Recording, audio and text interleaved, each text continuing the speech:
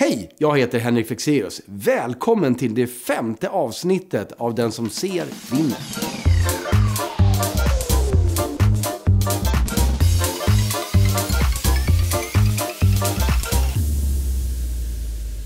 I vårt kroppsspråk så finns information som är viktig för att vi ska kunna samarbeta. Men tyvärr väljer vi ofta bort den genom att till exempel mötas utan att kunna se varandra eller se på varann. För ibland är det just ögonen vi behöver.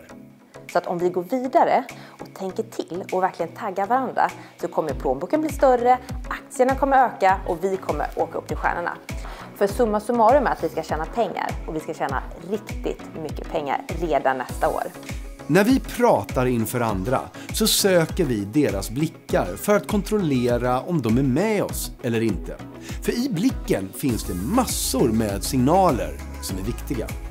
Smalnar de av med ögonen, ja då vet vi att de funderar på eller kanske till och med lite tveksamma till det vi säger. Har de en öppen blick och nickar omärkligt så har vi dem ju med oss och de vill att vi ska fortsätta. Lutar någon lätt på huvudet så gillar de sannolikt vårt budskap. Och tittar de istället ut genom fönstret så, tja. Alla de här signalerna använder vi sen till att fortsätta forma vårt budskap. Men finns de inte där, ja då vet vi ju inte ens om någon har lyssnat på oss. Ingen vill ju vara i det här mötet. Så precis som vi har diskuterat så tänker jag att om vi kör nya avtal så har vi ju nya premisser. Och det jag tänker att om alla är med på tåget så kommer vi nå det här snabbare. Vad tänker ni? Låter det bra?